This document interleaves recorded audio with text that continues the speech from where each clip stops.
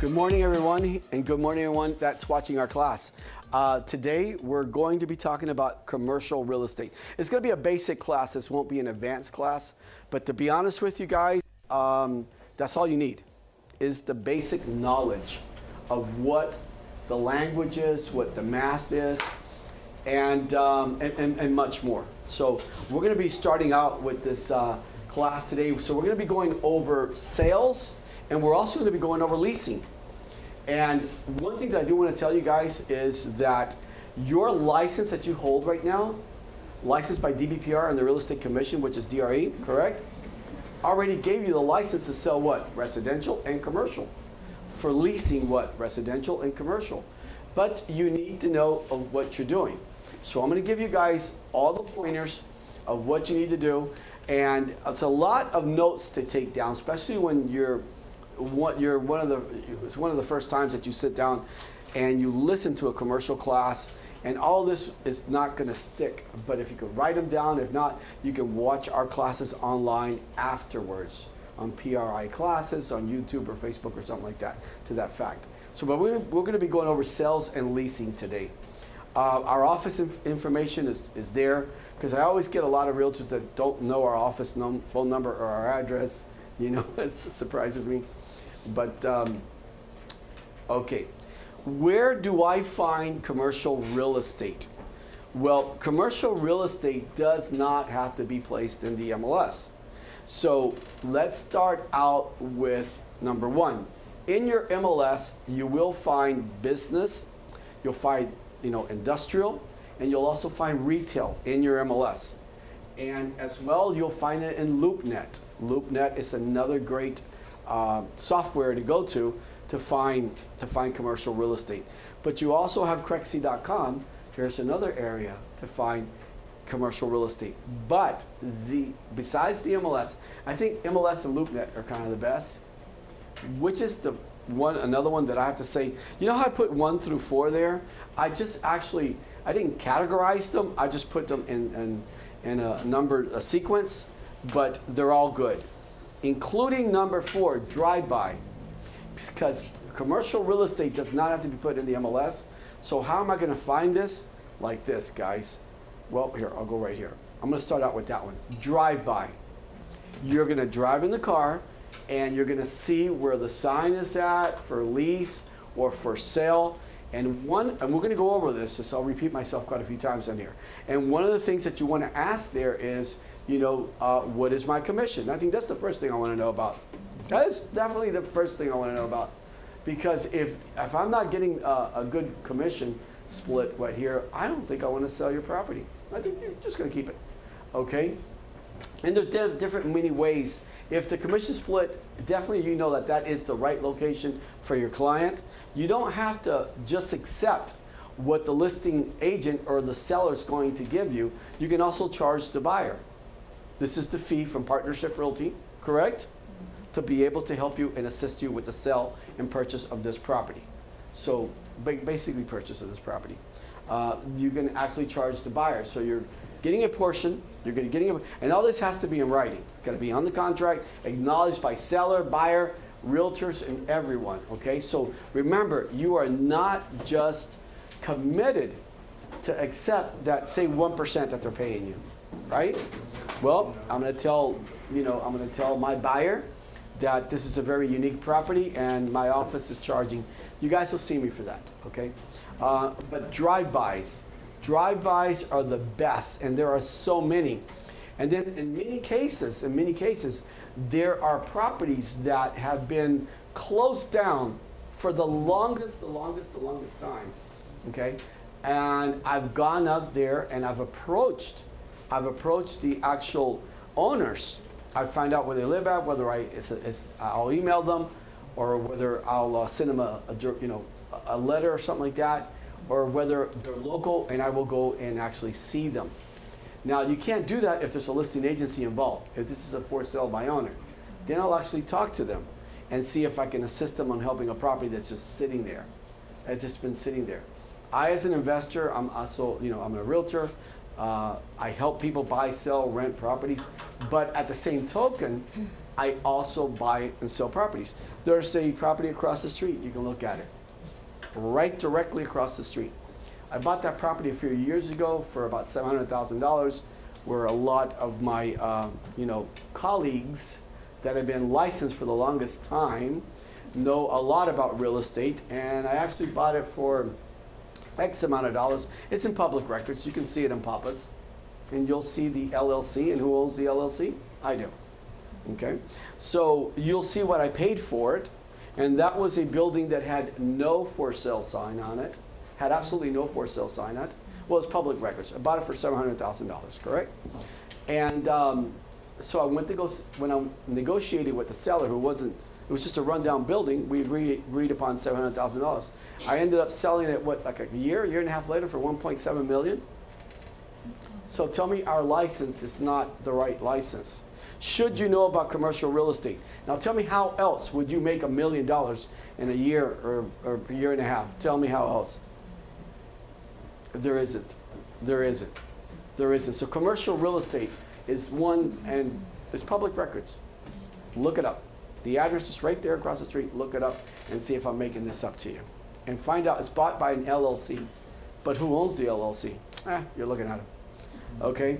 So guys, commercial real estate is phenomenal. You are licensed to be a commercial realtor. You know, and do I recommend this? Well, take facts for an instant and see if it's really worth it to you or not.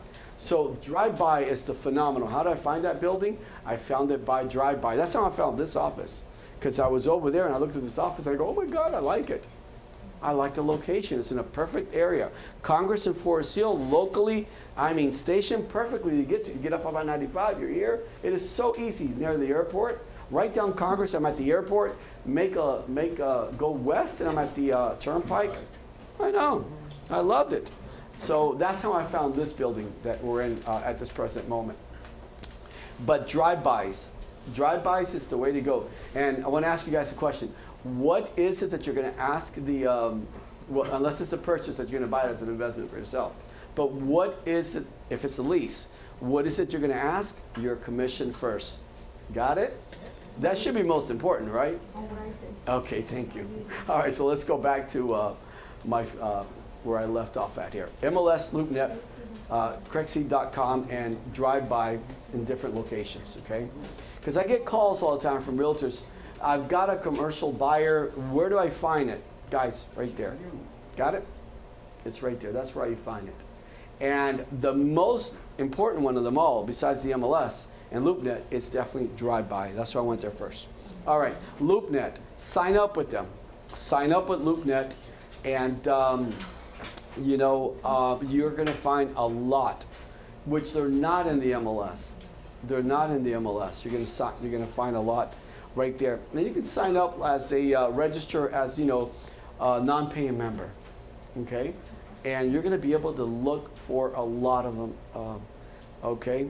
Now here you've got CraigSeed.com. It's another area that you're going to go to find commercial pieces of property. But even though you've got all these channels on how to find it, but to be honest with you, which is the best one in my book? Remember, these two are the best ones here. MLS, and as you can see up here on your right-hand corner where it says business, now you can find vacant land, because that's commercial. 40 acres, 20 acres, that's commercial, okay? Industrial, retail, it's right here. When you just click on this button right here, it's going to give you all the options.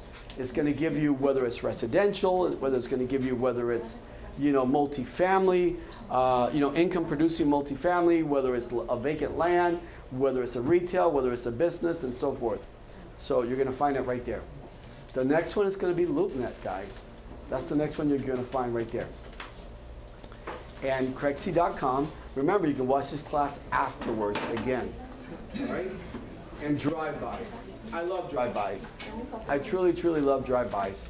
A lot of these buildings and vacant land that are available, the actual owners are absentee owners. They don't even live here in the state of Florida. They live overseas. They live in other states and things like that. And that is a grand You heard that word, right? Not great. That is a grand opportunity to actually, I mean, this is what we're here for. We got our license, our real estate license for 2 things, I hope. That's what you guys got it for. One is to make a lot of money, because I know that's what I got it for. I don't know about you guys. And the other thing is that I want to run my own schedule. I want to come in and out as I please. Yeah, I think that's the 2 reasons that you guys got it, right? And besides helping our clients be very knowledgeable in real estate, because we have to have a love for real estate. We have to have a love. And the more money we make on it, the more the love grows. Without a doubt. I just love real estate more and more and more. Yeah, wait till you start making the, $1 million, sale. Are you kidding me that you made, that you net? Are you kidding me? You're going to be one of the happiest campers walking around with a smile on your face all the time. You got the right, I always say it, and I will never stop saying it. Being a realtor and having this real estate license is a what? You guys have heard it from me before. It's a blessing.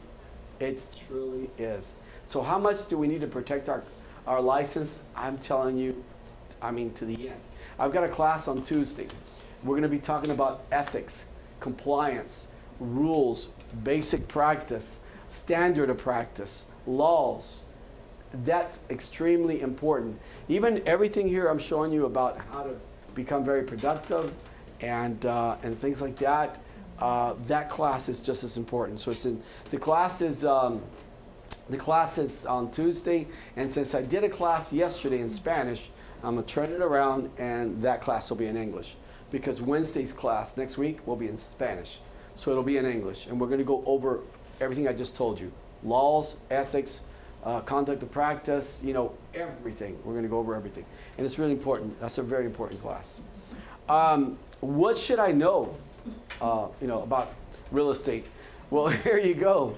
The first thing I told you guys, we were talking about this before the class started. I want to know what my commission is. I really do, because I'm not here to waste my time. And I don't want another listing agent taking advantage of me either. Okay? I want to know what the commission is. So now let's talk about the language, which is very important in the commercial real estate world. CAM. What is CAM? It's common area maintenance. Okay, common area maintenance, and we will go in detail what CAM is in a little bit. Taxes. There's property taxes in real estate as well too. Parking.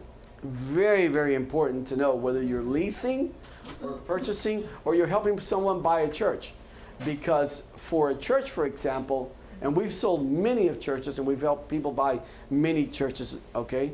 And parking is extremely important, because they allow, I don't know if the laws changes, but it's between 3 to 4 people per car. That's how many members can be in there. So if you've only got 25 parking spaces there, or 12 parking spaces, ouch, that's a problem. That's a problem. You can't really have that many members in that church. Should we ask the listing agent, the contract, to know exactly what the commission they pay? Sometimes they hire.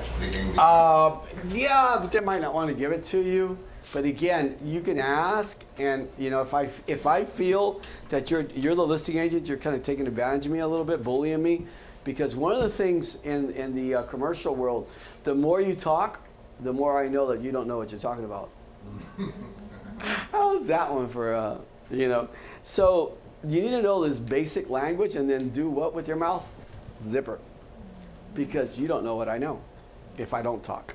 But as soon as you open your mouth, you go, oh my God, he's clueless. I'm going to pay him. Oh, we're only paying 0.5%, sir. I apologize.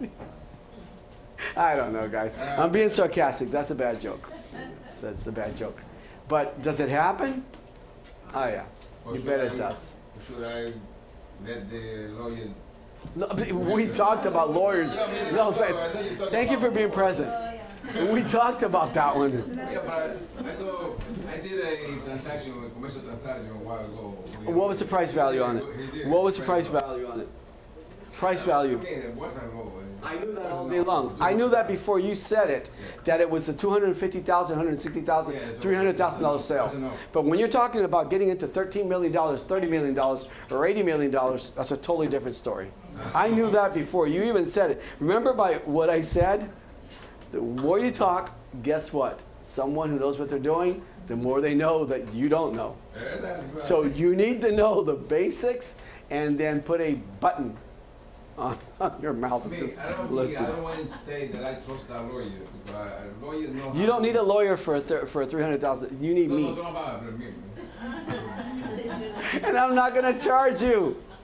I might ask you to go to lunch. And wait, I do not go to cheap places. So if you're going to take me to lunch, prepárate. Find your American Express. Yeah. I can handle that. Okay, good. It's going to still be less than a lawyer. It'll still be less than a lawyer. Okay, parking is really important. Are they assigned? Are they assigned? Are they first come, first, first available? Very, very important. You need to know that, especially in a shopping center or anything like that for leasing and so forth. Zoning. You guys know that we can change the zoning almost on anything. Now, I've had individuals that have debated me. I want to know what I can change it to. You can't just go to one zoning inspector and ask them, okay, so right now the zoning is this. What other use can I get out of it? Because you have to make an application. You have to request what's called a variance. You guys have to submit in preliminary blueprints of what you want to do with it. And then there's going to be a committee, a team of zoning inspectors that is going to approve it or not. Okay? It's not that easy that you can just come to one inspector and he's not going to sign his name to it. And you've got, for example, an agricultural piece of property and you want to turn it into a multifamily. You know, no one's gonna, yeah, definitely. That guy's insane. He'll lose his job in 2 minutes. Why? Because you have to do the proper procedures, pay the proper fees. Okay, at the building and zoning department, make the application, have preliminary blueprints of exact preliminary, not exact, but the architects or engineers, just preliminary ones. Okay, which the architect is going to do, and submit it in, and it doesn't have to be to the T. That's going to happen once they approve the zoning, being able to change the zoning from one use to another use, okay? But they can be done. I can't tell you how many agricultural individuals I've helped, and one of the most impressive men, this gentleman doesn't even live here in the United States anymore, and he's one of my heroes. I admire him.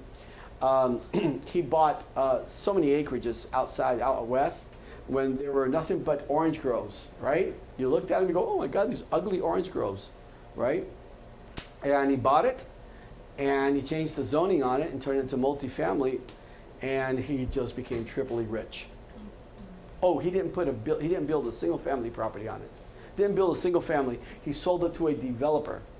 Now the developer can go in there and put in their 300 homes, 150 homes. Now the value of the land just went up enormously, but just by changing the zoning. Now I want to ask you guys a question. How do because the majority of your clients are going to come to you and go, well, they're fearful, they don't know what they're doing. And you guys do, because you're here in class, and you guys do, the ones that are watching this class. Okay? If you want to know what you can change the zoning to, I don't need to go to an inspector. I've gone to so many inspectors just to please my client, just to please them. I want to give them just a mental relaxation. I want them to be at ease. But I told them she, which is the zoning inspector, cannot tell you exactly what you can change it to. So how do we know what use can come out of this land? How do we know the use? Go where? You need to go to the city. No, I just said, don't go there. Because one single person can't tell you what they can change the zoning to. They can't. Because once again, you have to make an application. You have to make it, you have to pay the fee, you have to bring in preliminary blueprints of what you want to do, and then it's just not her. It's a committee that is going to go through all the different planners, and they're going to approve it. So she cannot commit her name and says, absolutely, turn it into a multifamily and I sign my name to it. Not going to happen. Now, how do we as realtors, because we're supposed to know about a lot So it's a about what we're doing. Commercial in the area, around the area. Around What you the do is you land? take a walk around the area. Okay. If there's a church and I am buying a building right here and there's a church next to it, guess what I can do? A church. If I'm buying vacant land and there is a multifamily unit of development there, guess what I could do? Multifamily unit. If there's a retail spot right next to it, well, guess what I could do? I could do a retail space. You look at what the surrounding area right next to you is, and they can't, guys, you gotta understand something. You can't deny me. If the next door neighbor has a multifamily and I've got, farmland next to me, then you have to allow me to put a multifamily in there or a commercial property right next to it. You have to, especially when you pay the fees, especially when you do all the proper steps for it. So that's how you guys find out. But if you are into an area that, I'll give you an example, you can't find a single school, you see no daycares, then definitely you can't put a daycare in there because it's all residential homes, okay? But there isn't a single school nearby, and there isn't a daycare. But if there's one, and there's a school nearby, that's a sign. If there's a church nearby, is that a sign or what? Can you convert that land or that one little house with a lot of land into a church? Heck yeah. Okay. In my brother-in-law case, he has a supermarket in Broadway in 50th Street in North Palm Beach. Okay. And he been trying to get the house on the back. The city didn't Hear you, because he's probably commercial in the front and the back is residential. Yeah. That's pure residential. Yes, You can't do that because that street is nothing but residential. Right. But the ones in the front you can. But the ones in front and the ones next to you, yeah. If there is how many boulevards have you gone down, and that you've gone down and you've seen that single-family homes are turned into medical office, they're turned into a dentist's office, and they're turned into a lawyer's office, and they're single-family homes. The house is on 50th Street, but Not on the other side. on the Yeah, road. no. See, that's something we need to know, so he doesn't even waste his time, and doesn't get his hopes up high. Yeah. So if within a community, there's a church and residential community, so you can change Yeah. that church. But first of all, we need to make sure there's plenty of land. As I mentioned before, that the land will suffify the parking. It'll justify the parking in there. Because the church, if they've got 200 members, you need a lot of land to have parking enough to be able to have 200 members in there. And then the building itself has to be able to have space to be able to hold it. So the land is very important. The land is extremely important. Give you another use. There's a lot of single-family homes, but there's duplex, triplex, and fiveplex nearby. Okay? I don't know how many properties that I've purchased where a single individual and the land that they got with one property on it, you've got one deed on there, but they've got a lot of land. So here you can actually, as long as the lots are, for example, 50 or 75 by 100, now you can buy the entire parcel of land, and guess what you're going to do? You're going to subdivide every single parcel of land, and out of one property that you bought, and you bought it as a single family home, I just raised the value because I subdivided all the lots, and now I can build another 4 homes on there. So if I sell that one property, most likely I paid off for the entire investment.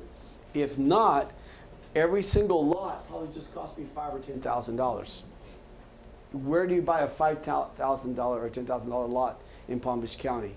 How about Port St. Lucie County? How Dade or Miami? No. So you need to know these things. You need to see, but first of all, you can do spec homes in there. Same token, if you got enough space and you got one single family home in there and there's room and there are duplexes around or triplexes and fourplexes, now you can build and turn that property into a fourplex. Did that increase the value? enormously. Are investors looking for this? Yes, they are. But they don't have a real estate license like you guys do. So this is stuff that you need to know. You need to know, so now you can talk to your investor. I know exactly where the perfect parcel of land is at. We can go in there, all lots are, and it's right on property appraiser's office. And I've got it right in one of my classes, and it's a really short mini class on how you can measure the size. Palm Beach County Papas has it, and it's a little tool that you click on it. First of all, you do click on the measuring tool, and you put a dot here, and it takes you to the end. Put a dot there, and it'll tell you 65 or 55. It's never going to be accurate, but I don't need accuracy. If it says 49, I already know it's a 50-foot lot. If it says 64, I already know, it's either 60 or 65. And then same click on it, click it to the back, and it tells you the length. So now you know how many lots you can get out of this parcel of land. Very important, guys. Do you need an architect for this? You don't. Do you need a contractor? And the majority of the people that I come in here, you guys, no, we've got an architect, we've got a contractor. I go, in my mind, I say, what for? But I go, okay, good. I'm glad. They have to do the plan to build? No, not at all. No, absolutely not. I'm looking at my surrounding area and I know what I could do. Okay. If there's single family homes on 50 by 100, and I just bought a parcel that I can subdivide this 50 by 100 4 times, I'm going to go in there and I'm going to go and have I'm going to have this big parcel of land that I bought. I'm going to have I am going to go ahead and convert it, and and get every single parcel deeded. Okay, so you're going to subdivide it. I'm going to subdivide it. So, and every single parcel now will be deeded. I have a question on this part. Will be the parcel number separate on the property appraisal? Yeah, or it'll be one deeded. parcel? No, when you buy the big one, Okay, I just separate the parcel. yeah, they might have, for example, one of the last ones that I bought, they had a single family home with the garage. Do you really think I cared about that garage to put a tractor in there and put my tools up? Are you serious? Do I look like I ride a tractor? No. So what do you think is going to happen to that barn? See ya. Barn's gone. What do I care about? I care about those parcels of land. And many of them have that. And they might have a pool. And I've had occasions where the home actually sits in the middle of subdividing, of the subdivision, to where you can subdivide it. And it might be like, for example, 25 foot, inside the other parcel of land, where exactly we're going to subdivide it at. So what am I going to do? We're going to shrink in the home. I'm going to bring a contractor in there. I'm going to bring, an architect, an engineer, and we're going to make this home a little bit smaller. So I'll have enough space, right, to be able to subdivide all these other parcels of land. So I'm going to make the home smaller. And if there's a utility house in there, it will become what? Smaller. Okay, so those are really a lot of tips that you need to look at. So like I said right here, looking at the surrounding area was going to give you the use, as you can see right here. Something that is very important when you guys are going to get into this, or even this goes for residential as well too. Look for open liens, permits, and violations, okay? Especially in the commercial real estate world. Look for them. Make sure you do a thorough search with your title agency, okay, for open liens, permits, and violations, stuff like that, because sometimes they're full of it. There's a ton of them in there. But honestly, if you run into a situation like that, come see me. Come see me, because I will guide you and tell you exactly what you need to do to be able to get those things removed and brought back into compliance, okay? So the different uses on a business, or whether it's in a commercial world, it's a retail space. Okay, it could be a beauty salon. These are only examples: beauty salon, a daycare, medical, things like that. Industrial is commercial warehouses. Commercial warehouses. This is light industrial. Well, here I'm going to go into commercial light industrial in a minute. But commercial Could be, you know, heavy duty commercial, where you've got big monster trucks that are coming in there. FP&L holds a lot of and rents a lot of those spaces, and so do a lot of other major companies. And so does, you know, for example, a lot of the major car dealerships. They have no place to park their cars. So what do? You fence it in correctly. You put security lamps, security lights, and stuff like that. And you're going to rent this to major manufacturers, well, not manufacturers, dealerships that are going to park their cars there. It's amazing. It's amazing, the commercial world, what you can do with that. And you will be charging a premium.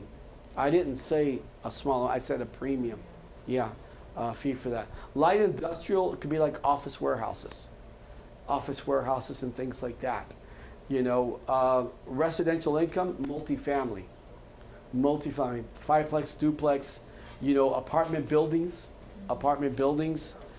There are a lot of them in great, all over. They're all over, everywhere. They're all over the state of Florida. Okay, and if you search for them, you will find good deals. I found one in, you guys know the area where Belle Glade is at? Okay, yeah, over there in Belle Glade, Pahokee, and things like that. But right before you get to Belle Glade, this place called South Bay. Now, it's a small little city. It doesn't have a you know, small little community. It doesn't have a lot of population and stuff like that. But as an investor, you know, and the price was like $125,000. Yeah, oh, yeah, I know. I'm still shooting myself on that. I'll probably go out right now and just, I don't know, knock my head against a tree. I should have bought that. And I was going to put an offer on it, but I go, nah, I got to go out to dinner. I got to do this. Forget dinner. I'll eat another day. But no, man, I let myself be listened to. I listened to someone else, and I should have put an offer on it immediately. I should have ran out there immediately. It came out of the MLS, and I should have not waited. Gone out there, seen it, put an offer on it, okay? It was like 10 units. They're all 1-1s, but for $125, who do you think you're going to rent them out to? Section 8. Because, see, places like South Bay, there's not a lot of you know, income coming in there. So there's not, you know, it's not like Palm Beach County, Broward, you know, even St. Lucie County. I remember when St. Lucie County first started, man, there was no economic, I mean, there was no, you know, there was no business there. And now you go over there, it's a full-blown city, okay?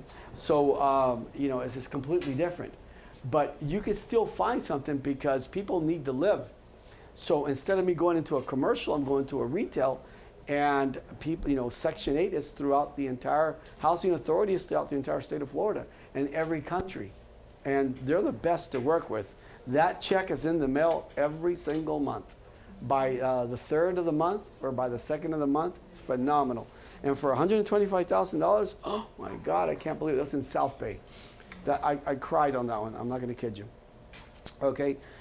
Land, agricultural, nursery, and just for parking areas. You don't know how many people need to park their big tractor trailers, their big, you know, trucks and things like that.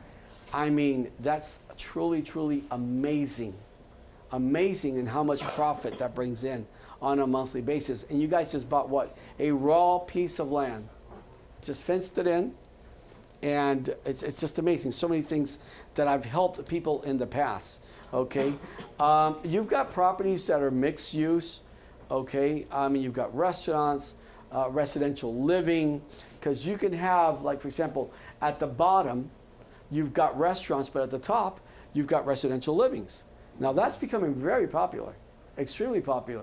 Something you were talking about a couple of minutes ago, and maybe that's something I would do there.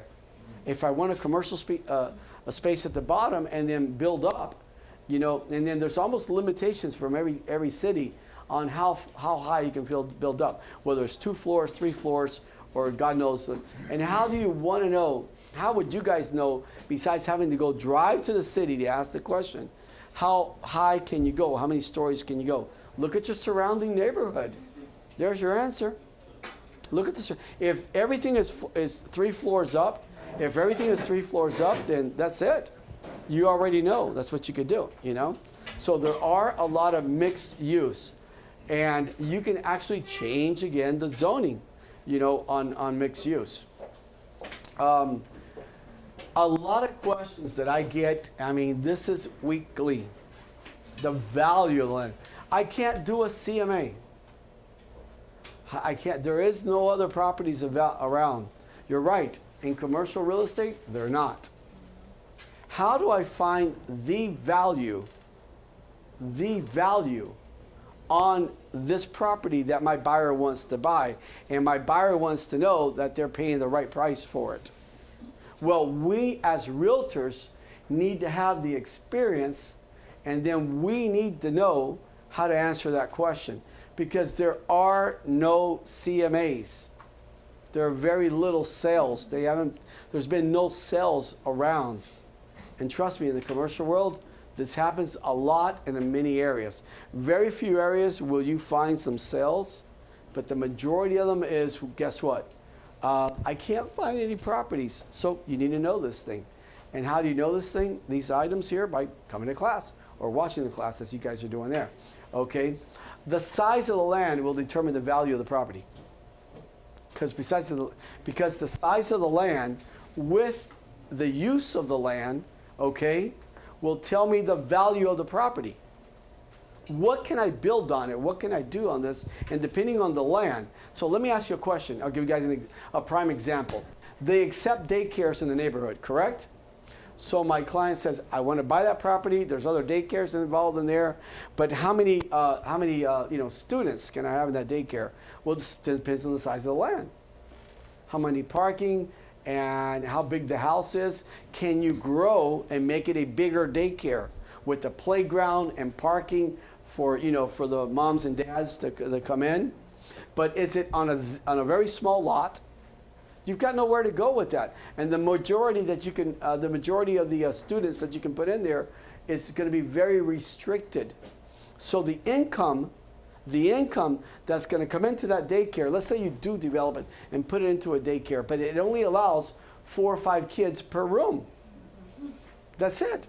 And you got a 3-bedroom. You got 3 bedrooms. What's the value on that property? Not a lot.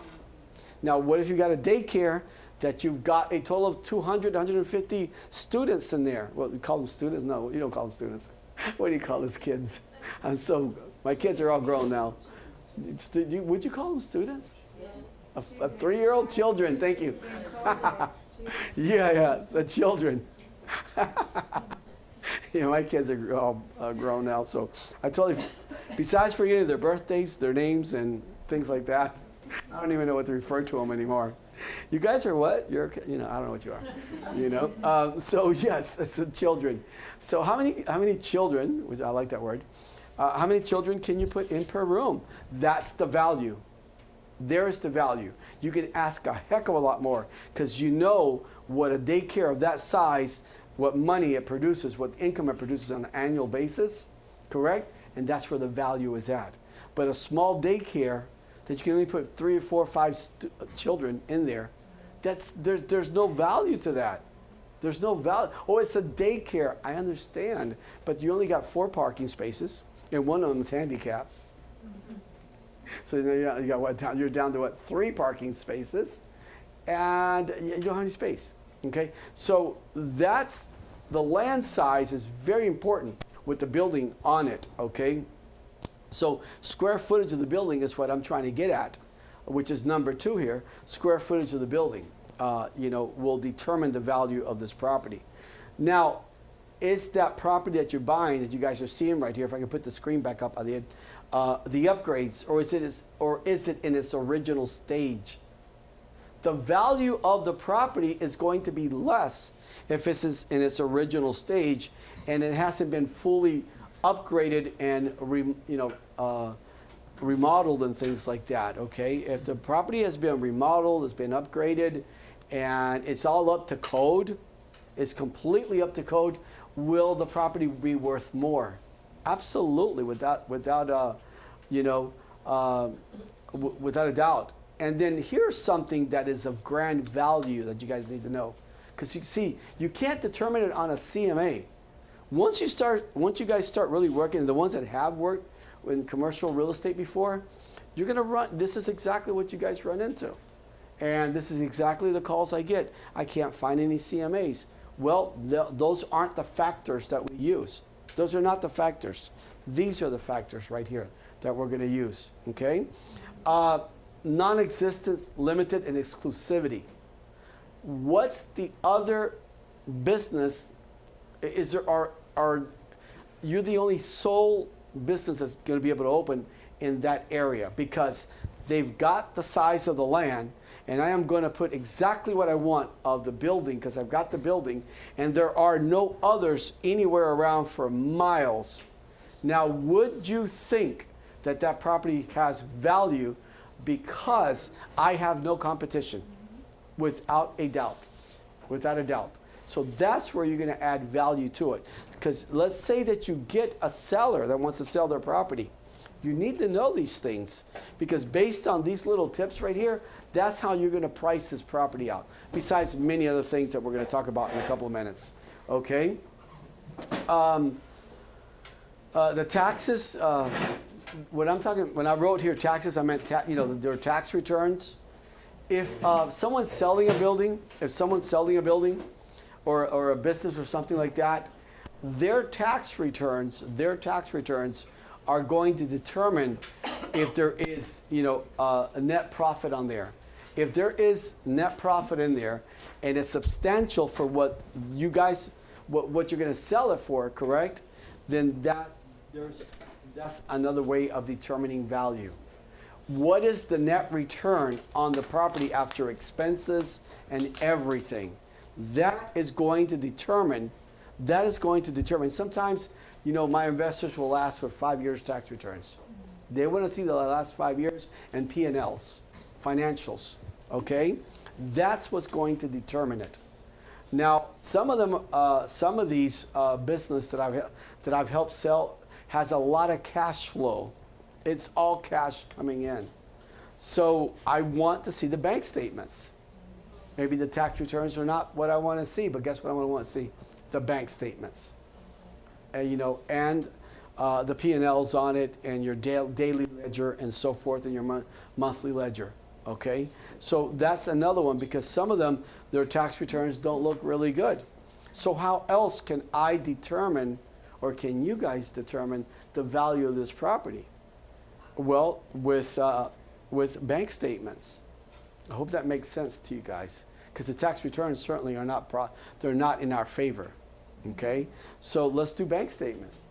Well, here, the more that you can prove, the more I can ask for the property. So when you're selling a restaurant, correct? Now, you don't want to sell it on inventory alone. Because on inventory alone, you got to understand something. If a liquidation company comes in there and buys everything the restaurant has, from the tables to the chairs to the knife to forks, what do you think they're going to give you if they have to liquidate it? What's the value on it if you had to sell something used? They're going to give you pennies on the dollar. They're going to give you absolutely nothing. So there is no value. There's absolutely no value in inventory. But there is value.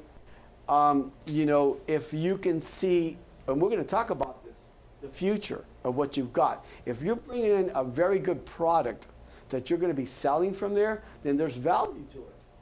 There's value to it for the inventory. I'm talking about a restaurant or something of that nature.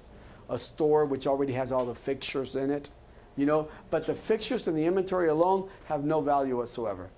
They really don't.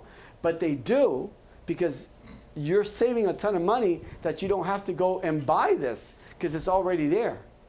It's already there, But see, some of these restaurants are so antiquated that you're gonna have to gut the entire restaurant anyway and make it all brand new.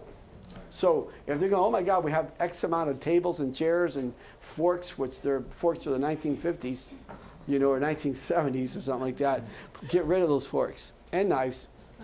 You know what I mean? So the inventory alone, you got to look at it. All of this is what's going to help you guys determine a value, because you guys will run in. And when you start marketing, that you're a commercial realtor. By the way, I want to ask you guys a question. Are you a commercial realtor or not? Yes. Heck yeah, you got the license. DBPR gave it to you. Division of Real Estate gave it to you. Gave you the right to sell residential and commercial. But do you need the knowledge? Yes. Yeah, without a doubt. without a doubt, you know. So, you know, you will get a restaurant, you will get a beauty salon. And by the way, we've got the financing for, you know, the beauty salons usually don't own, they do not own the building, right? So all they're selling is their inventory. Is there financing for that? Because banks only want to finance the entire building. SBA loans, they want to make sure you own the buildings. They won't finance a beauty salon. They will not finance, no, they won't. Very rarely. A church. Guys, churches don't pay taxes. They don't report taxes, so how are you going to prove your income? That's a tough one, right? Beauty salon, hair salon, you know, barber shops, restaurants that don't own the building. Those are tough ones. And someone might be selling it for $250,000, right? And you've got a buyer that comes in and has $60,000. Unless you work a deal out with the seller that she might do owner financing. But again, she might not want to do owner financing. She just wants to get cash out because she's ready to retire. But they got to prove how many clients come into their place. Well, again, you know, that, yeah, you sit in there. Do your due diligence. Sit there and see how many come in. And are they actually ordering iced tea and bread, you know, something like that? You know. Coffee. Yeah, I don't know.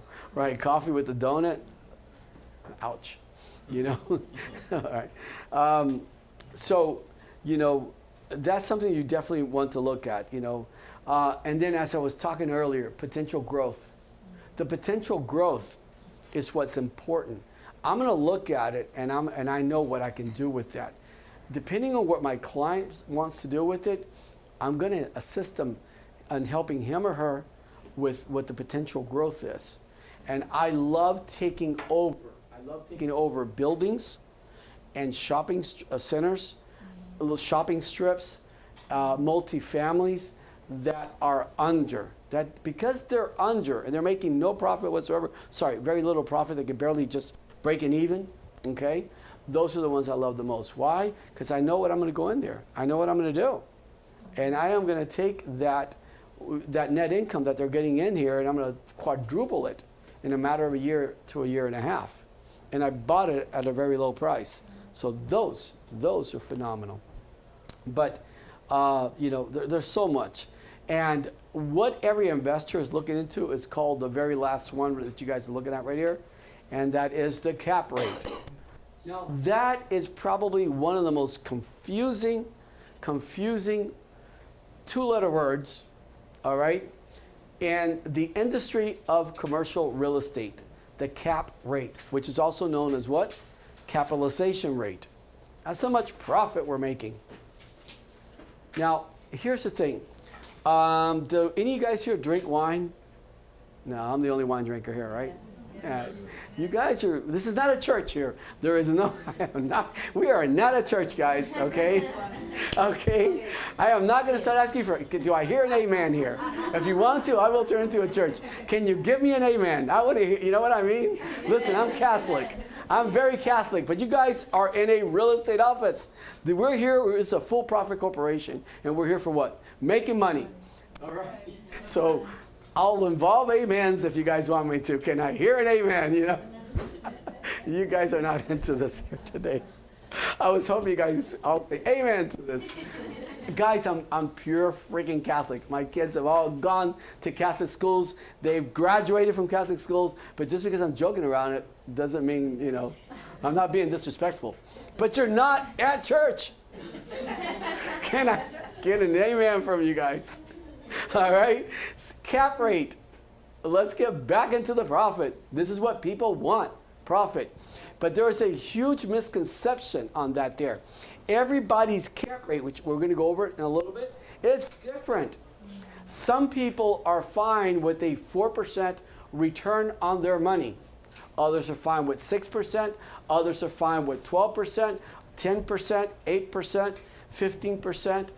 On flipping properties and stuff like that.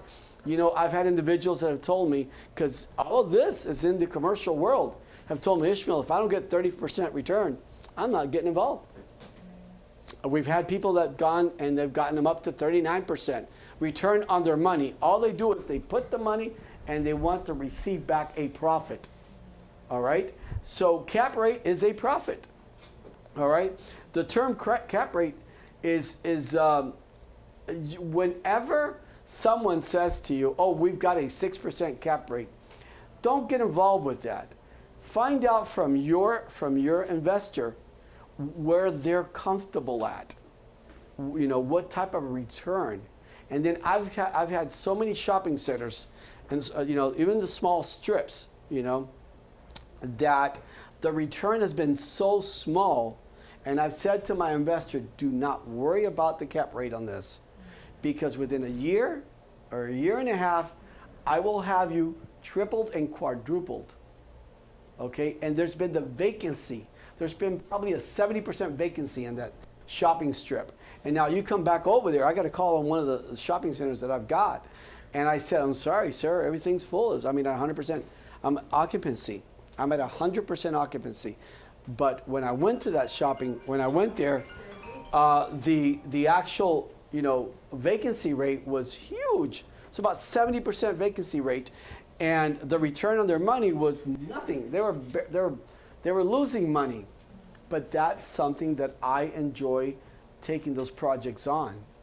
And this is something that you have to have what's called a vision. You see it at where it's at, and you know where you can take it to. Look at the surrounding units and so forth, you know. Like I said, this is just the basic class. If we ever do an advanced class, then we'll get into how to increase the value on properties, on leasing, on everything. I'll show you how to increase it. It's amazing. It's amazing in the commercial world what we could do. And the money that we make, it's also phenomenal. Okay? Now we want to know, and I know you guys have heard this before, NOI. What is the net NOI?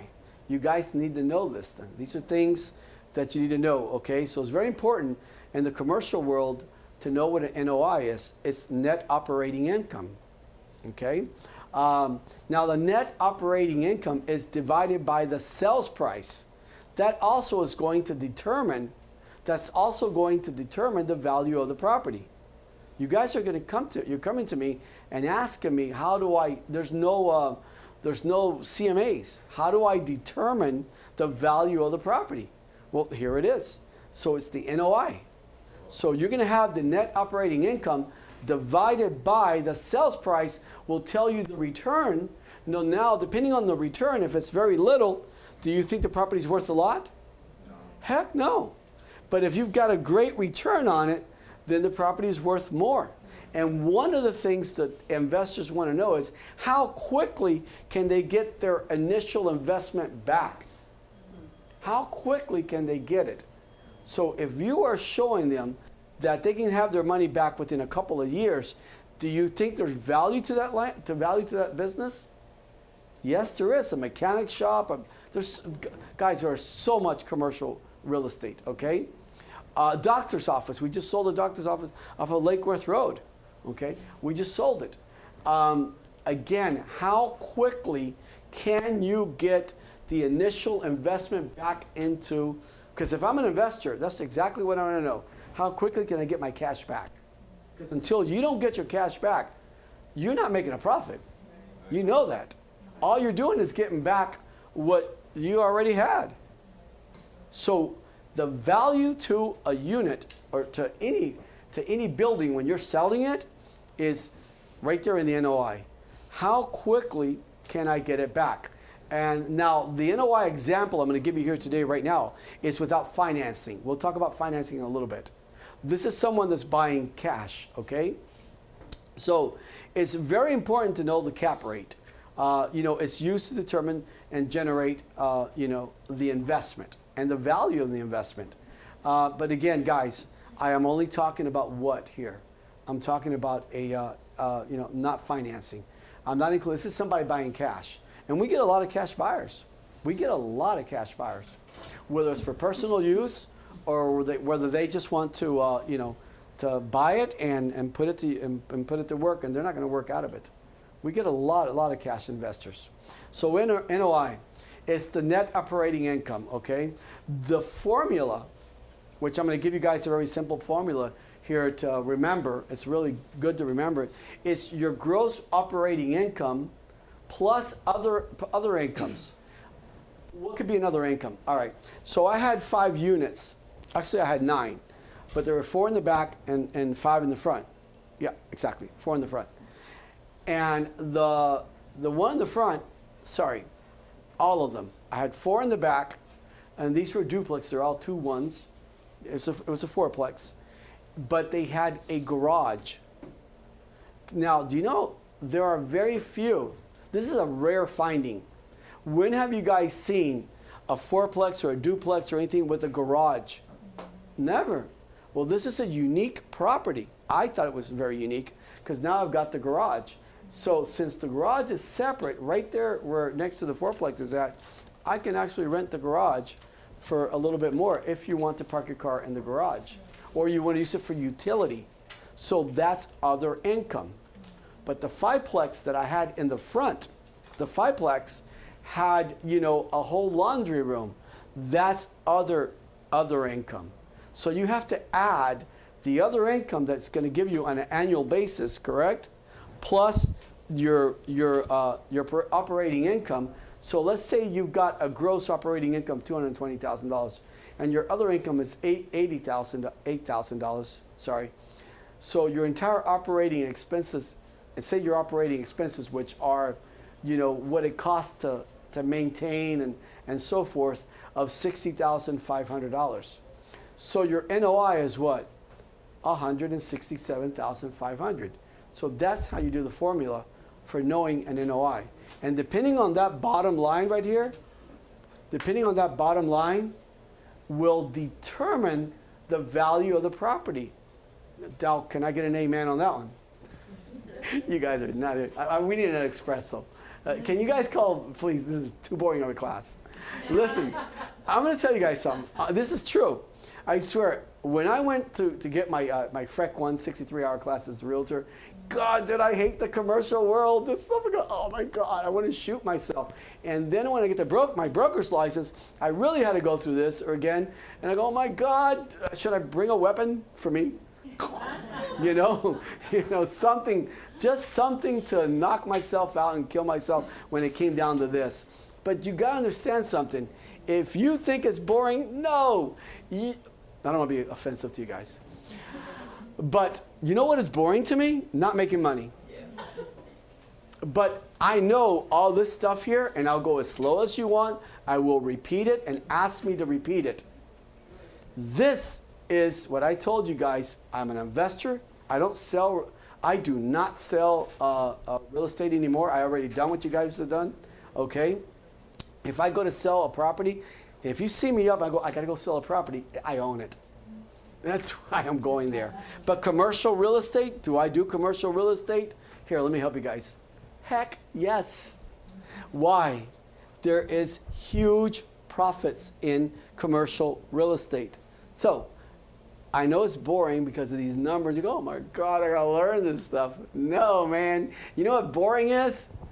That I look at my checking account and I go, oh my God, I'm going straight to, where are you going? I'm going straight to the bar here. I got a bottle left over from you last weekend.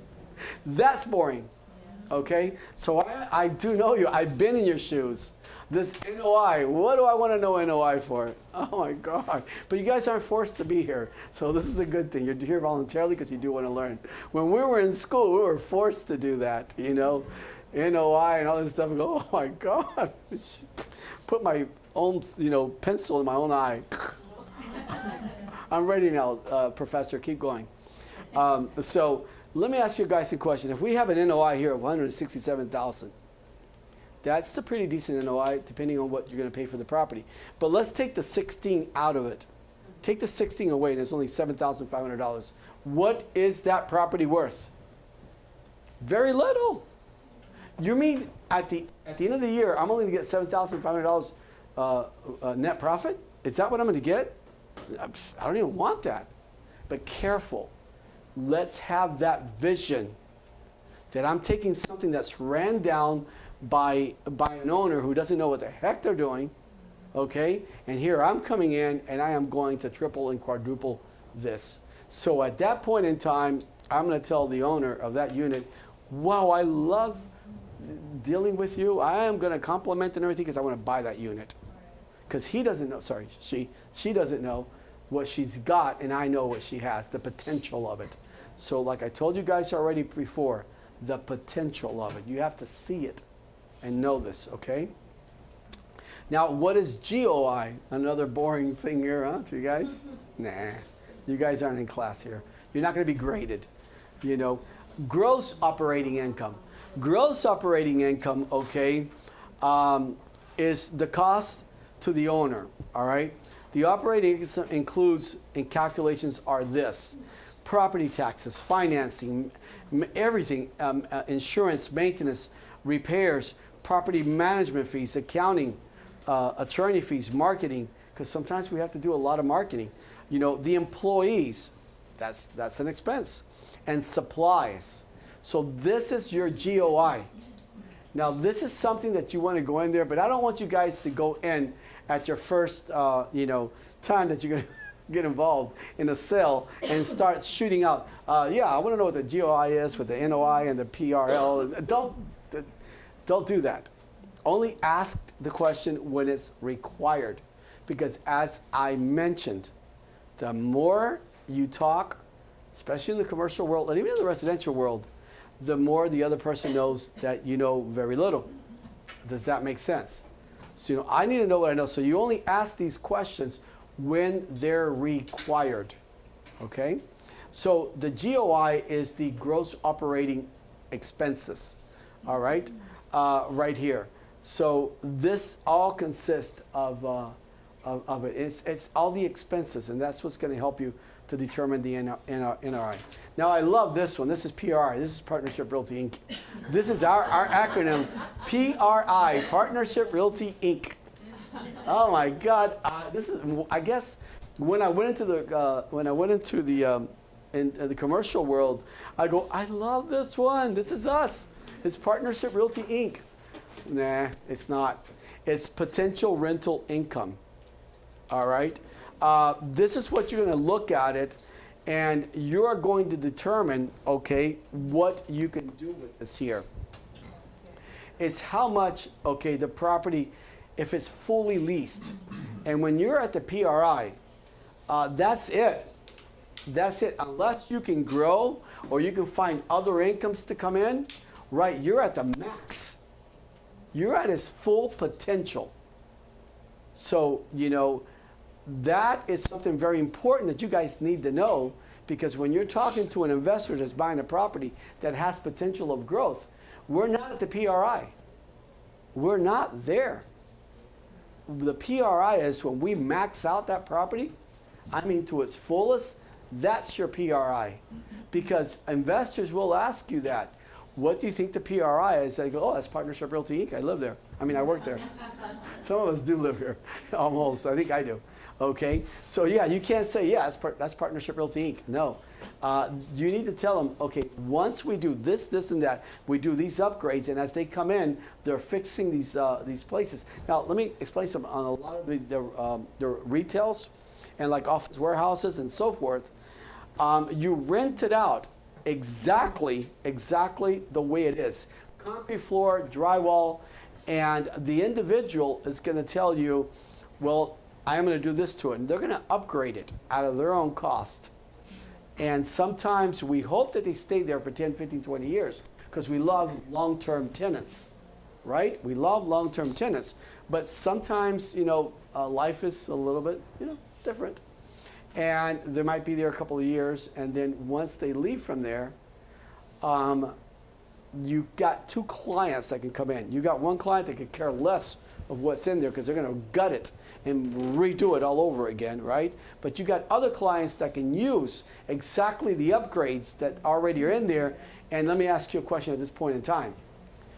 Can you ask more for the unit now because it's completely upgraded? Yes. Absolutely. Now, did you see it? Now, you're my buyer here.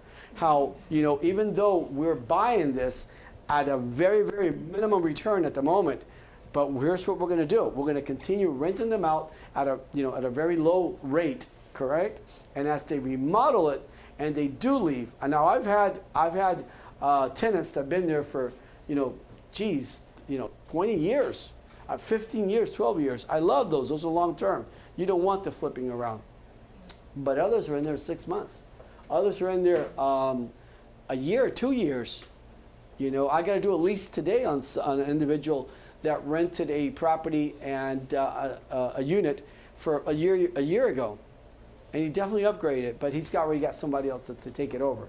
But can you increase the rent at that point? Yes, you can. All right. So that's going to be, and then you need to increase it to the market rate. That'll be your PRI.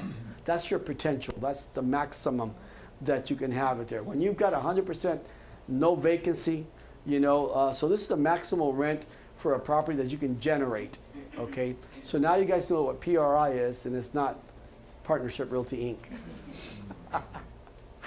CAM.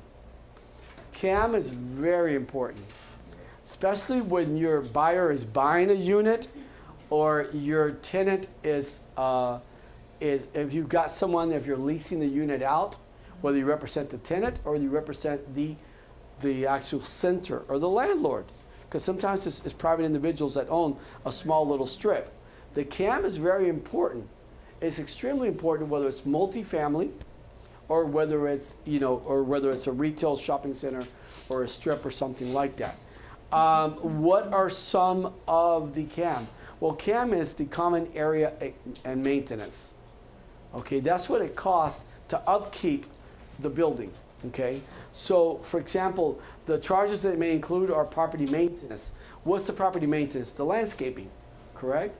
The sprinklers, the changing of the light bulbs, many things like that. Okay, the insurance on the building, the repairs, the administrative fees, because you might have a management company helping you out with everything, your pest control, security services. Okay, and then CAMs will go from anywhere from $3.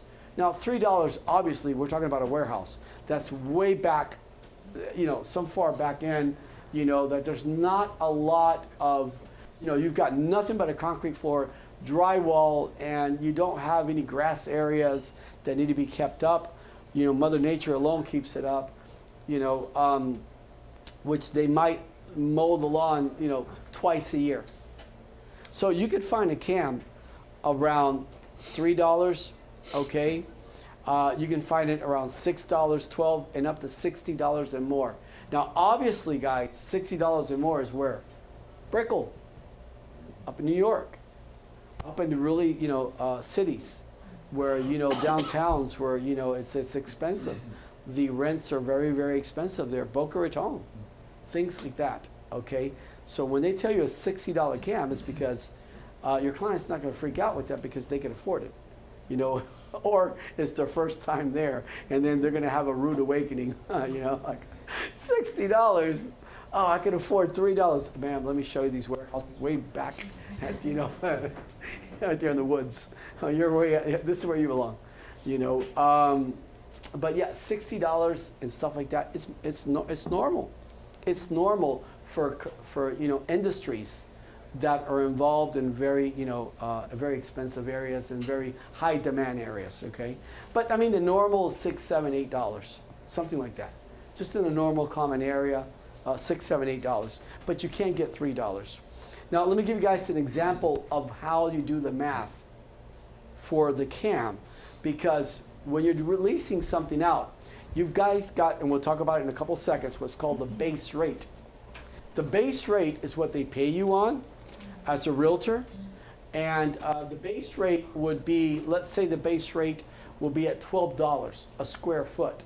So what they're going to do is they're going to multiply, they're going to measure how big the space is and then how the length of it up, and that's going to give you the square footage multiplied by the base rate. Now that's what they're going to pay you guys on, but not the CAM. The CAM is the common area maintenance that's outside. But then you've got the base rate. Let's say the base rate is at what? $12. And the CAM is at what? Let's say $5. So what is, that's true, we're still not at the true rent, but we're up to $17 a square footage. Okay, did you guys follow me on that? $3 CAM, $12 base rate. We're at 17 per square foot. Okay, but we still have other things that we need to add on to it in a couple of minutes. Okay, so let's just do the math on this. And I just used the minimum one here of $3 a square foot because it's going to be a warehouse.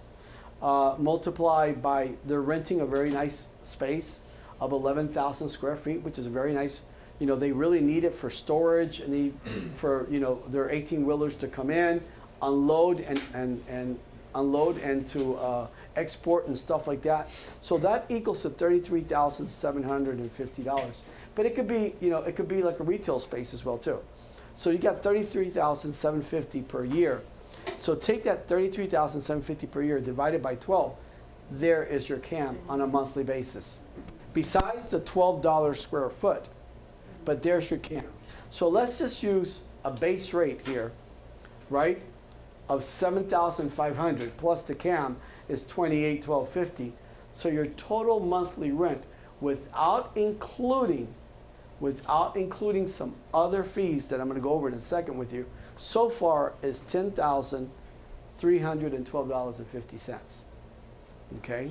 So you need to know these things when you're helping a tenant rent or you are helping a seller or a homeowner, a landlord sell or a shopping center or, you know, rent their place out. This is very, very important. And at the same token, this right here is, if you're helping someone sell, you need to know this math, because when you do this math correctly, that is going to determine the NOI, that's going to determine the value of the property, right? So all of this comes into like this. You've got to have this knowledge and to get into the commercial world. So let's finish our, you know, 10,000, God, I'm horrible with glasses. $10,312. Oh, there it is, clear as daylight. $312 with 50 cents. It doesn't stop there, okay? Now you've got the Florida sales tax here in Florida, 5.5% that you need to add in. Then you got Palm Beach County. They've got a tax too of 1%. So when you add in, and by the way, guys, every single county, Palm Beach County is its own county, right? How about Broward? That's a different county. How about Dade? St. Lucie County, Martin County, Indian River County, Henry County, Lee County. They all have different fees. So you need to know what the county fees are, and you're going to add it to the Florida's sales tax. So here in Palm Beach County, it's 1%. So what you need to charge right now is 6.5%, okay? And that's going to give you $670. So what your client is going to be paying on a monthly basis is $10,982, which that is cheap for an 11,000 square foot facility. That is a gift. Well, wait. Not in South Bay here. Not in Belgrade. In a city where there's a lot of, you know, we've got a great, you know, financial, economic basis here, okay? So, but not places where there's just no, you know, the financials are just not that good there. There's not a lot of work and so forth. But here in Palm Beach County, in the city and things like that, property values are up and so forth. If you're looking for cheap homes, you got to go towards areas, but there are no jobs out there, you know. But let me tell you, a lot of business don't mind going to like, you know, Indian Town. Indian Town's a small little town about this big. Seriously, I think it is this big, okay? But they don't care about, you know, what's going on with the county. They care about getting the space that they're looking for at a very cheap price, because what they're going to be doing is they're going to be shipping all over, you know, and so forth. Or they're a nursery and things like that. So you need to know these areas, okay? Besides CAM, there's another acronym called NNN, which is triple net. Right? So besides CAM, they can tell you, okay, so the triple net, and the triple net is an offer per month with everything included. So for example, you can tell me and make me an offer of $10,982, and I'm going to say, well, listen, I'm going to give you 10,000 even with everything included. I want everything included in there. So now the center or the landlord is going to have to back everything out. So you could always, make an offer and say, I'm all in. All in means all in. All of those expenses that I just showed you or breakdowns is all in. That's my offer to you. And I'm going to show you guys how to make an offer in a moment. So for example, I just showed you a space there being leased out for $10,300, but then my client wants to offer $9,500 all in. So you need to know that language. You need to know that language, all in. So that's where your negotiations start. And how do your negotiations start? With this right here, with an LOI. What is an LOI? I mean, almost everything is full of acronyms, right? So you need to know this stuff. It's called a letter of intent. You know how you make an offer in the commercial world? Sorry, in the residential world? You put it on the as-is contract, you submit an offer in. But not in the commercial world, whether it's a lease or whether it's a purchase. You started out with what's called a LOI. Now, you can make it binding or non-binding, but it's got to state it. So what is an LOI? It's a letter of intent, and it is tailored. It is tailored around what my client wants to offer. What the conditions are, what the terms are, what the price is. So that LOI is going to be prepared under exactly what my client wants to offer, okay? So it could be a sell or it could be a lease.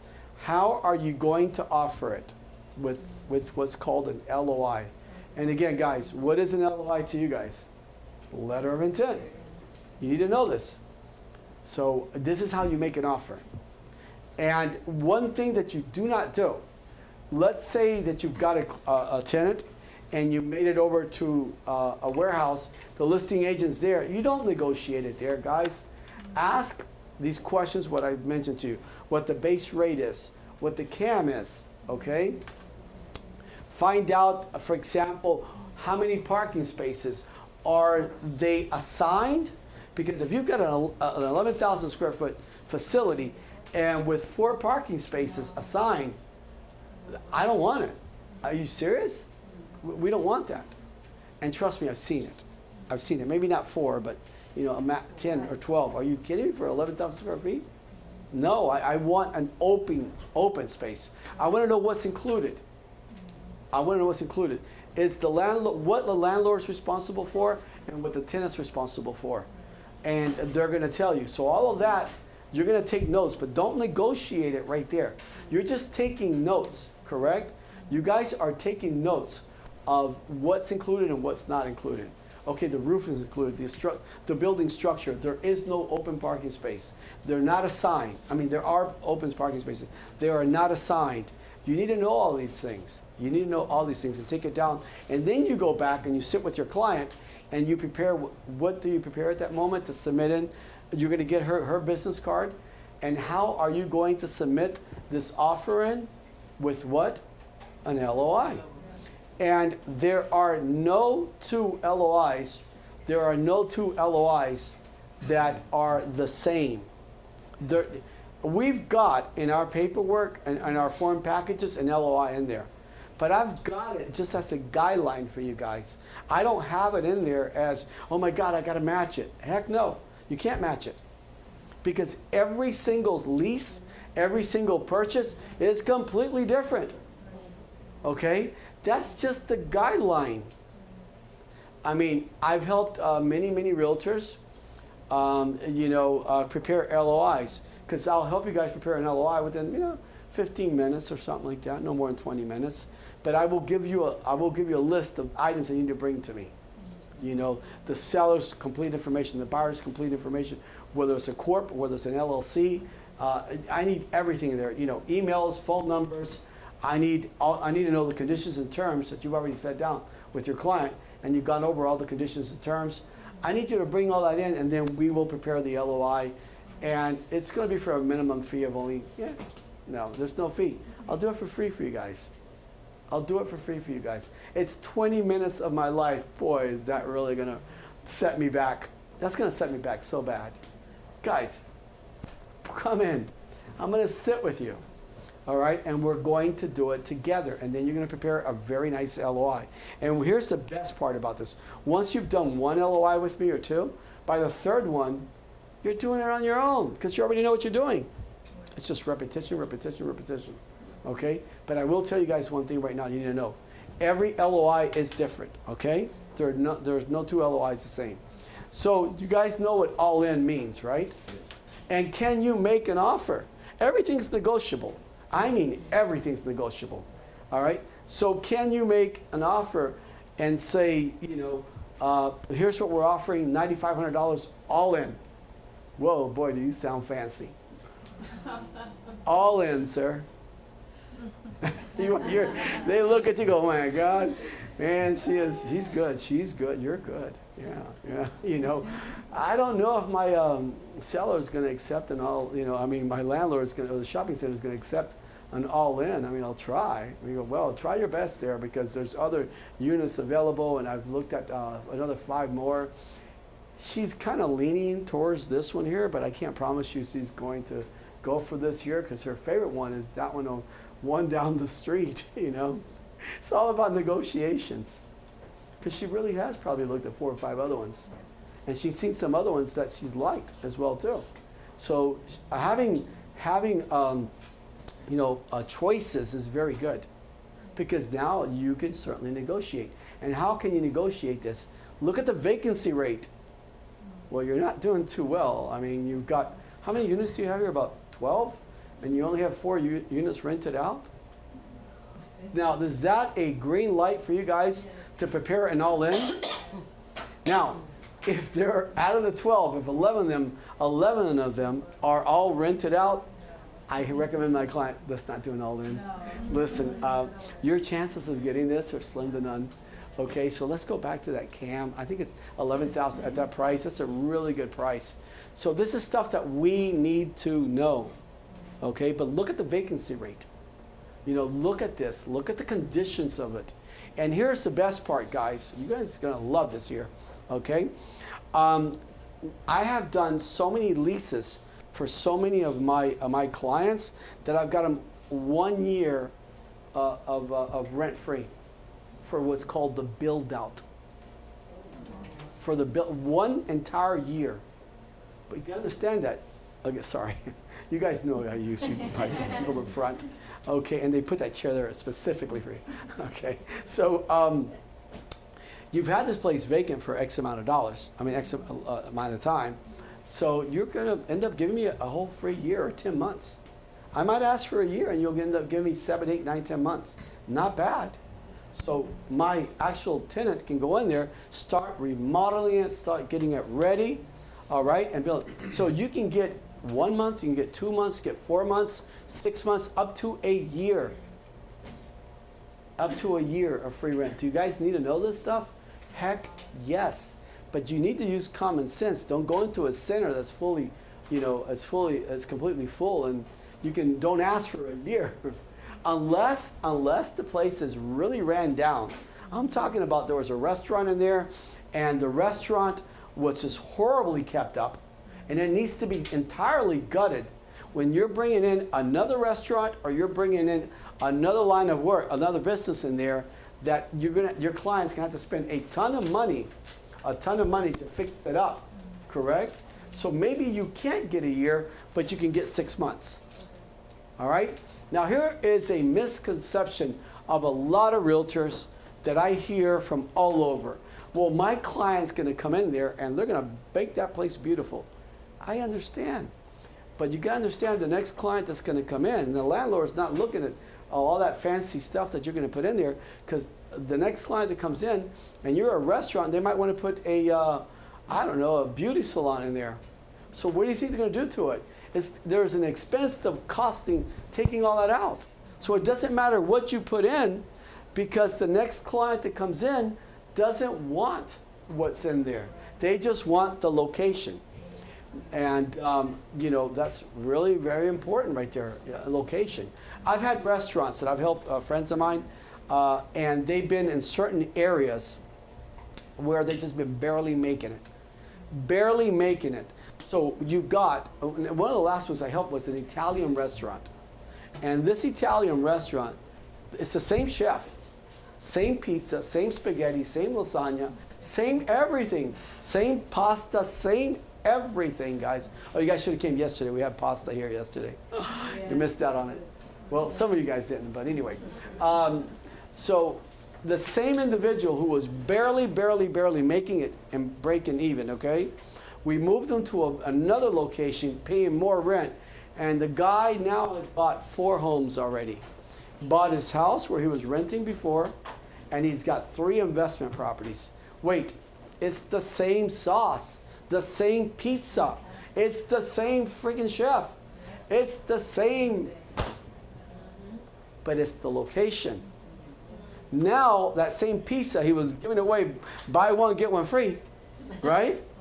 Okay, is over there saying, okay, well, you know, this is an Italian bread, you know, and it's made by my master chef here, who is an Italiano, and the guy's probably from, oh, I forget it, shut up. And now the pizza's $55. Are you serious? Well, you guys know that this is, oh my God, I don't want to go into their topics like that. Okay, but it's because of the location you can ask more. So that same individual that I helped now owns like 4 homes. I'm very proud of him. Very proud of him. And I'm glad he listened. You know, I'm glad he's very listened. That he very listened. You like that one? You know, I'm glad he listened, you know.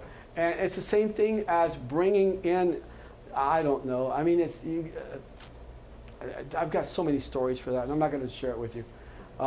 Maybe one more, because the more I tell you, the more you'll understand. Okay, a Thai restaurant. Thai restaurant has friends of mine. They've owned it for quite a while, and they sold it to another Thai restaurant, which I became friends with them as well too. And they sold it to another one, which I became friends with them, because it was perfect. It was right next to one of my office, and it was just perfectly located for me. But you guys know I am a realtor. I'm very friendly. I get along with everybody, and I talk with everybody. And the more I talk, the more I learn, correct? And they weren't making it. I go, man, you guys are just in the wrong place. Turn this into a freaking Colombian restaurant. I'm going to guarantee you that you will be killing it.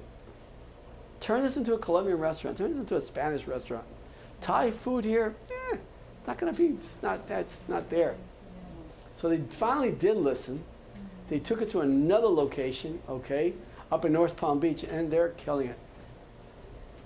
Do you see what I mean? You guys need to know these things and use common sense about the area. And now you can help people. You can help people progress. And when you help people progress in their life, guess what you're going to become? A top-of-the-line notch realtor that people are going to look for you wherever you're at and recommend you. Okay? So this is all very, very important. Inside a lease, there's always going to be what's called an escalation clause. Now you can negotiate it out, but it's going to be very, very rare that they're going to allow you to, even though you're all in, correct? We did an all-in lease, but there is an annual escalation clause. Sometimes it could be 3%, sometimes 4%, or it could be more. So that means the rent is going to go up. And you guys need to know this, so when you go to read the lease, and you go to explain it to your client, you need to let them know, listen, the rent can go up, and this also can include the CAM. And then the CAM, you already know, includes the water, the dumpster, the insurance, the taxes, and so forth. Because we went over what a CAM is, correct? Mm-hmm. But there is an escalation clause per every single year. I have not... Honestly, you have to be out, and maybe again, I hate picking on, because I'm from Moorhaven, guys, so I'm not picking on Belglade, and I'm not picking on South Bay or Pahokee or anything like that because I'm from a smaller town than they are. I'm really from the woods. And that's where I went from kindergarten to my 11th grade year. I'm from Moorhaven. You guys don't even know where Moorhaven's at. You haven't even heard of Moorhaven. Moorhaven doesn't even exist. I think population's 500. And I left from there, my mom and dad, so it went down to 497, you know. Yeah. So I'm not picking on them. But maybe out there where there's just no economical basis, right, or structure or foundation or anything like that, maybe they won't have an escalation clause. But do not be surprised. Broward, Dade, Palm Beach County, St. Lucie County is going to be inside your paperwork and your lease. It's called an escalation clause. Do not let them, where your client says to you, oh my God, it's going to go up in 5 years. Yes, ma'am. This is very normal. This is very normal. Every single year, it'll go up by 5%, okay? The water, sewer, dumpster, maintenance, all of that will be included into the CAM. All of that will be included into your CAM. I do want to let you guys know, now this is the all-in. I do want to, and that's a savings as well too, that this is a basic class in commercial real estate. You know, I think that once you've got this a little more down pat, we could do an advanced class, and then that's really, but I mean, that's when you're going for the gusto. We could talk about marketing for a sec, and after this class, and that's something that I highly, highly recommend. If you guys have come here and sat here for I don't know how long I've been talking, all right, and you don't hear about marketing, you're wasting your time. You waste your time here, okay? So marketing is just as important as is going over with this, which we're about one slide away from saying, thank you for stopping by, you know? So leases. Leases can be anywhere from 3 years, 5 years, 10 years, 20, 99 years. Amazing. Oh, and the banks will finance a 99-year lease. Just like a 30-year loan. They will finance it. Here's what's happening. The landowner does not want to lose the land. But, for example, a big major franchise, like the one that in the corner here, I'm not going to mention any names, but they're right there in the corner, okay? They go, this is the perfect location. And they know with a 99-year lease, they're going to make millions. So at the end of 99 years, the building that they structured, that's been built there, is going to stay there if they don't renew. They'll probably renew, okay? You know, but they don't care that they don't own the building, they don't own the land. It's a lease. It's a lease. But they're going to make so much money, and they can actually finance. They can finance that 99-year lease. And I want to ask you guys a question. Why can you not represent a franchise? Please, guys, I want this answer. I mean, this question, I want answers to it. Why can you guys that have the real estate license that's been given to you by DBPR and the Real Estate Commission, I want to know why you can't do a 99-year lease or a 40-year lease that you rent out to a medical office. If a medical office comes in and they spend $1 million on preparing it, they're going to do a 40-year lease. Guess what? You get paid on 40 years. Huge commissions. Huge commissions. When you go out there and you rent an equestrian or a polo farm, right? 30, 40 acres and 6 months. They pay you for the full term. Your commissions are monsters. They're huge. Should you be involved with this? Yes or no? But how will you be involved in this? That's the marketing side of this, which we'll talk about this just as soon as we get done here. Okay? But I want to ask you guys a question, because I've got, you know, a lot of realtors that are listening in on this here. Why can you guys not rent a place for a franchise? Do you guys know that I have realtors in this office that will go and look and help developers find land so they can build anywhere from 50 units, whether they're townhouses, up to 150 homes. And they will sell them this land. And all they're doing is selling the land. And you know what their commissions are, by the way, guys? What do you think a commission like that is? that they're making? Just give me an idea. Selling it to a developer that's going to build anywhere from 50 to 150 or 300 homes on it. You're talking about $500,000 to $1 million. Now, what do they have that you guys don't have? Please tell me. They've got something. Oh, they've got these very shiny eyes that they just sparkle, right? No, man, they have the desire and the drive to do it. And they want to learn like you guys are doing here. They want to learn. But honestly, besides that, they don't have anything else. They're just normal people like you and I. Just freaking normal. Very normal. Just silly, normal, happy. Oh, they're happy, trust me. But why can't, just tell me why you guys can't do it. Just please, just Ishmael, you know what? Give me a reason. Oh, no one's got a reason, right? Because you guys know I'm right. What would you raise your hand? What is it? Knowledge. Knowledge. That's what we need. No, knowledge and the will to do it. It's two things. It's knowledge and the will to do it. Okay? Those are your two items right there. But can you do it? You bet every single hair in your body that you could do it. Okay? So you're talking to the wrong guy. If you really think that I'm going to sit here and go, oh, no, of course you can't do it. No, man, you're talking to the wrong person, okay? Yes, you can do it, and you can do it very comfortably. You can sell franchises. They're huge commissions. Find the right location for a church. Find the right location, for a franchise. Find the right locations for whoever the client may be. But you must market for this, okay? And we'll talk about it in a little bit here.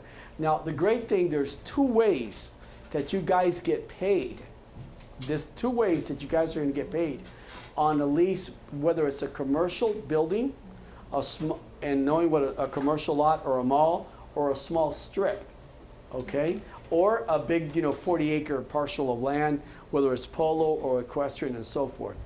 Those, they usually pay for the full amount of the commissions. But on shopping centers, and let's just use the round number of, let's say, your commission is $60,000, right? They're going to give you, at the time of signing and at the time of handing the keys, the walkthrough and all that, they're going to give you half of that commission of $30,000. What the center doesn't want a tenant coming in and they just paid out $120,000 in commission and then that tenant leaving in 3-4 months. Are you kidding me? Yeah, they just paid $120,000 in commission. But by the fourth month that the tenant's still there, you guys know it's guaranteed that you're going to get your check in the mail. Okay? Now, on a small strip, we're talking about like a private individual as myself that owns a little strip. A strip means maybe 5 or 6 units or 12 units. That guy can't pay you $30,000 or $25,000 to the listing agent and to the buyers, the tenant's agent. He can't pay that. So what is he going to do? He's going to pay you on a month, on a yearly, every 12 months anniversary. They're going to pay you whatever your commission is. So if your commission is $3,500 or $5,000, every single, and say you rented it out on June or July of 2023. So in July of 2024, guess what you got in the mail? As long as your tenant is there, you will always get it. And you need to put that clause in there that every 12-month anniversary, they're going to pay you your commission. So every single month, year, I'm going to get to month in a second. Every single year, you will get that check in the mail, and you didn't do anything for it. You did it, what, a year ago, 2 years ago, 17 years ago. I've got tenants that have been there for 15 to 20 years. Yeah. Now, how many of these leases do I want to do on a monthly basis? Every single month. How many leases do you guys think you want to do? I want to do 3 or 2 a month. Now, if you start adding back up all the years behind that every month I do at least 1, 2, or 3, and I've got I don't know what, 20 years of leases back, you know. But once the client leaves, I rent it out to somebody else and it starts all over again. So I will get a check in the mail. This part you guys did not know about real estate. You guys didn't know this part about real estate. You will get a check every single month, okay, in the mail for something that you did, what, 3 months ago? Sorry, 3 years ago? A year ago, 2 years ago, 5 years ago. And if you add up, then in the month of let's say June coming up right now, you are going to have 10 leases that are going to pay you out. Do the math. That's a huge paycheck. Do you need to sell or rent another? You can just live off of that. And you're at home doing this or watering your plants or I don't know what you're going to be doing. You know, you're in the pool. The check's in the mail. As long as your tenants are there. Okay? What about if the agent died? The family, What agent? That family dies? No, the agent died. The real estate agency? No. It's the landlord that owes me this. Yeah, but if the family get the check, I'm gonna go to the landlord. I'm gonna go to the landlord. I have a lease with the landlord, not with you, the listing agency. And if the agent dies, the broker is the one. You guys know that you can't get paid directly. all right. You guys cannot get paid directly. It's totally illegal.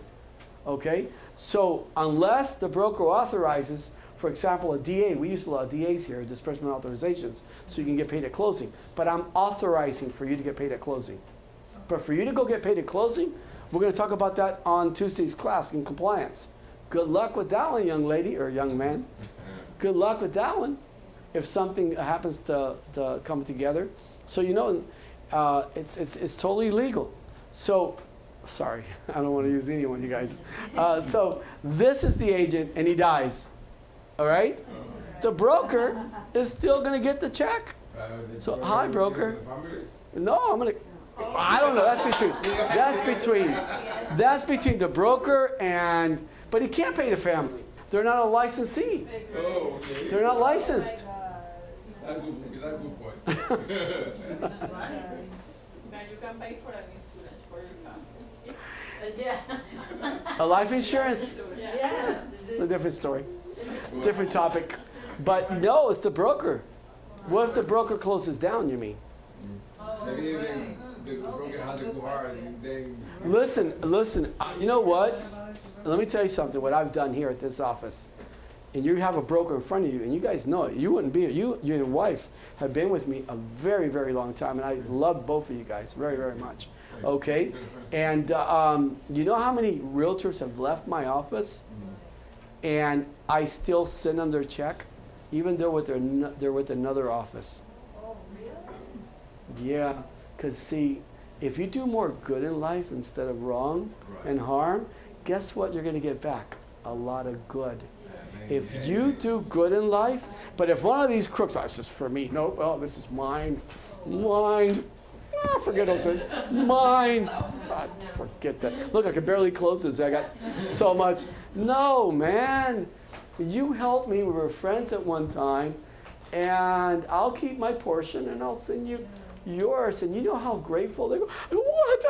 I had one realtor, my right hand on this, okay? You don't know that you saved my life. I didn't have to be able to pay my bills this month. And this just came out of the blues. And I go, I'm really glad I was able to help you. I'm really glad I was actually able to assist you and help you. Okay? Oh, by the way, guys, where do you think that realtor's back at? Here, with me. He's back with me. Even though he left, the other broker did not have the heart that I do, and he doesn't work from the heart, you know, and I learned that a long time ago. There are two attorneys, and we're actually done, except for the marketing part. There are two attorneys. You have an attorney who was top of the line, monster, and that attorney charges a high premium on an hourly rate, and he or she is very, very, very good, right? And then you've got an attorney here that is very good in law, doesn't have the clientele basis that she does. She's a monster attorney, okay? And if I was to but there's one thing about her that I love about her. If I was to choose who to work with here, I don't think I want to go with her because she is nothing but gouging on her very high rates, and she works from the heart. She is the most dangerous attorney of all because she works from the heart. She believes in what she's working for, and she knows that you have no money. And when you have no more money to give, she continues to work for you for free. Where they, on the other hand, have to keep paying to defend themselves from her. Because she works from what? It's called the heart. So, not for nothing. That's why these attorneys that I've got, they're here in Palm Beach County and Dade County, okay? Why do we think that we get along like this? We're such good friends. Because everything that I do it from the heart. I don't try to hurt anyone or take anything. So I will give him his lease. This check, right. And the guy's back. The guy's totally back. But remember, it has to be included in the lease. That every 12 months, you will get paid, okay? So this here is really nothing more. Commission amount, I don't want to get into on a sale because it's whatever it is, 6%, 7%. And on a lot of sales, it's 10%. Did you hear that? You know when other realtors in residential are reducing it down from 6, 5, 4%, 3%? Here I am charging 10%. Who's the smarter two? One of the two. Charging 10%. Thank you for saying that. Yeah, I think I like 10 better than 3. So now you know why I'm in the commercial world, okay? This year, it's not a big year. It's not a big thing. All you guys got to know is that you need to put down into your lease. You need to put down into your lease, unless you want me to do the math on this. It's really quick. Well, it's not important. It really is important. You need to put down into the lease. Okay, I think I've explained enough on it. You need to put down into the lease that you have that Partnership Realty, not you. Partnership Realty is due their commission every 12-month renewal period. Okay, LOI, we went over it. Everybody knows this is a really important acronym here. You guys know what that means, right? Letter of intent. But you're going to show up there and you're going to go, well, okay, so you're not going to negotiate in there. You're going to leave from there and go, I will send you an LOI. And you're going to leave there with as high class as everything. My client and I, we will send you an LOI. Fancy, man. You're going to be as fancy as ever. You know, and instead of negotiating, you don't negotiate anything ever at right there. You leave from there, you tell them, we will send you an LOI. And you guys know what that is. So here, sorry, there you go. Is that the one you wanted? The one before? Sorry, there you go. Okay. We're going to talk briefly before we go to have lunch because you guys are probably starving. We'll talk about marketing, okay? So I do want to say bye to my audience, and we're so thankful that you guys are always with us and watching. But to our next class, we have Monday. We've got a class, it's going to be in Spanish, on doing leases by two major realtors of our office that I admire to the fullest. These ladies are like, oh my God, they're like, to me, I admire them. And they're very good. You're going to come in here, you're going to do Q&As. They're going to teach you how to do a contract to lease, a lease, and all tips on it. Because it's not just knowing how to fill out a contract to lease. And it's not knowing how to fill out a lease. You need to know these tips. We're salespeople. We sell real estate and lease, okay? And then that's on Monday. And then on Tuesday, I am doing that compliance, ethics, laws, rules class. That one's in English. And then on Wednesday, whether it's in English or not, I think that one's going to be in Spanglish. No, it's Spanglish. It's even better. You're learning Spanish. And here's the great thing. We're celebrating Mother's Day. So it's a huge all-out food and you name it. I would be here, for the Mother's Days. When is Mother's Day? I don't even know. Huh? Right around the corner, right? Well, but there's. Sunday after next. Oh, so okay, so then it won't be the Mother's Day celebration. We have a really big Mother's Day celebration. Yeah, we have a big Mother's Day celebration. We always celebrate Mother's Day really big. Even if you're not a mom, show up and go, I'm a mom. And take advantage, okay? Even if you're not a mom. No one knows, okay? No one's gonna, I want to see a picture of your child. Bring a nephew. This is him. You know. Okay. Thank you anyway, guys, for staying in with us. And we'll see you guys Monday and Tuesday and Wednesday of next week.